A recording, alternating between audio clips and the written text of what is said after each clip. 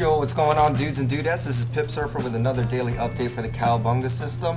Today is Monday, December 22nd, 2008, and it's been very hectic right now as Christmas is fast approaching. I did get the trade today, so that was kind of nice, even though it's kind of crazy around here. And I hope you all had a great weekend, and hopefully you had a great trading day today as well. So I'm just going to go ahead and jump right into today's update and take a look at some of the comments from last time I posted. And James wants to know what kind of videos or how do I record my videos, and also Azure Zerk wants to know that as well. I'm using Camtasia Studio to record.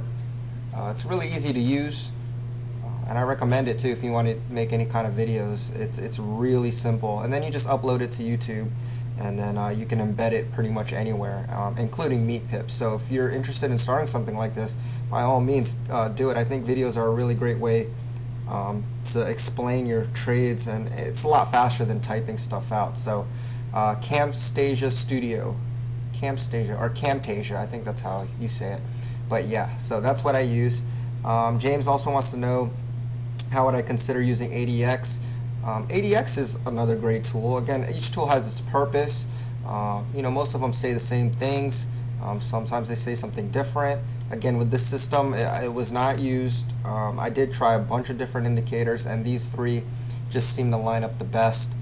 So you're more than welcome to try it, maybe use it as an additional confirmation, or maybe you'll find something new that hasn't been found out yet. So definitely check it out. John wants to know if I wait for the candle to close when it hits my target, or if I decide to take profits early. I don't. What I'll do is I won't usually wait for the candle to close unless it's near the end of the closing of the candle.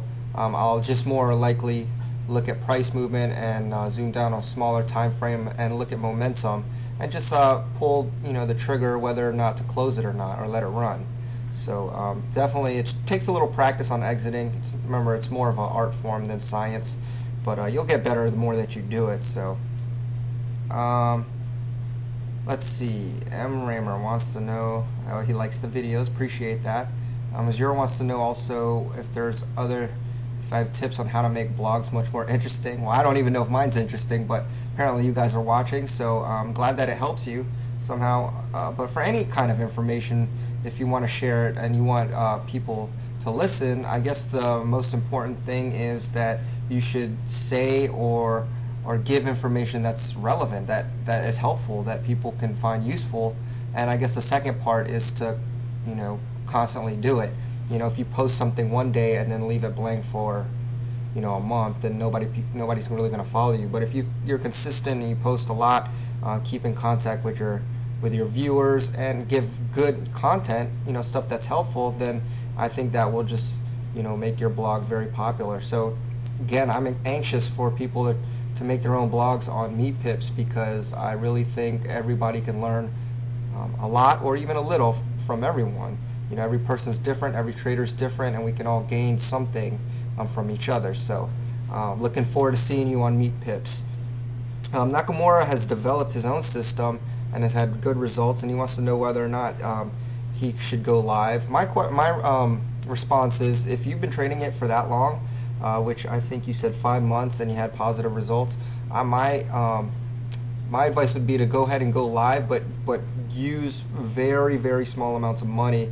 Remember, money management is key. Start getting used to the fact that you're trading real money, even if it's very little money. I mean, you can trade very small amounts on each trade. So start small, and then gradually, if you keep winning and winning and winning, then move your dollar amounts higher. So, but ease in everything. And he just wants to know more about my stochastics. He just wants to know if it is adjusted for a 15-minute chart. Like I said, I played around with a bunch of indicators, a bunch of settings for each indicators, and these are the ones that worked for this system. So that's really the best answers I can give. And I know it's not what you're looking for sometimes, but that's pretty much my honest answer. So sorry that doesn't help as much. But now I'm going to my news section. I just clicked on this tools tab on baby pips, And you can see that there's really no news today for the sterling or the dollar, so the whole day was pretty much wide open. And now I'll go to my 4-hour chart and I'll determine my trend. Here's what my chart looked like before I started trading. The last trend change candle was back on December 18th, and since then you can look at today's action, and there were no new trend change candles, which meant that the trend stayed down the entire trading session. So only looking for short trades today. So now I can go to my 15-minute chart and just move this back to before midnight. Only looking for short trades, and again, there's no news events, so day's pretty much wide open. Now we can begin trading.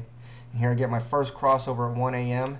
RSI is below 50, stochastics trending down, and MACD is positive and losing value. This makes this a valid entry.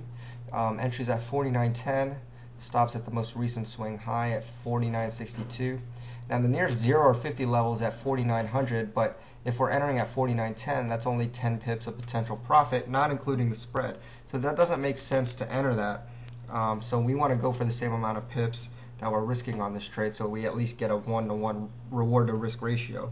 So you just take your stop 49.62, subtract it from your entry at 49.10, and you get 52.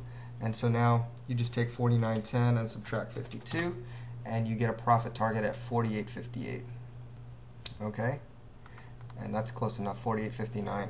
And I'll just move my chart forward, and you can see I got stopped out here at 245. Now coincidentally enough, this actually makes another signal, but I would not take it because it's the candle that stopped you out. Now that might be tricky, but I wouldn't take it even though it actually makes another signal. So no entry there. You're stopped out. Just wait for the next signal. And here you do get a signal at 3:30. Close is at 49.03. So that's the entry. Your stops at the most recent swing high at 49.81. Remember, we're at 49.03 here, so that's right at 4,900. So at this point, we want to again risk the same amount of pips. We're going for the same amount of pips that we're risking. So you just take 49.81, which is our stop, and subtract that from 49.03, and you get 78. So now you just do 49.03 minus 78, and you get a target at 48.25. Okay, and now you just go forward again. And if you move forward, you'll see that our target was hit here at 5:15. Price didn't make a clean break, so you just exit your trade there. I got out at 48.30, so not quite at 48.25, but close enough, good profit. And now we just move on to the next trade, or wait for our next trade. Price retraces here finally, and now we're looking for another crossover. And here it's right here. It's very small, it's hard to tell, but it is a crossover. RSI is below 50, stochastics trending down, MACD is positive and losing value. Another valid entry. So we'd enter at the close of the candle at 48.01, stops at the most recent swing high at 48.51. Again, we're right at 4,800, so this time we want to go for the same amount of pips we're risking, which is 50 in this case. And so that makes our target at 47.51. And since it's close enough to 47.50, we'll just put it there. And you can just move forward. You see that our target's hit here.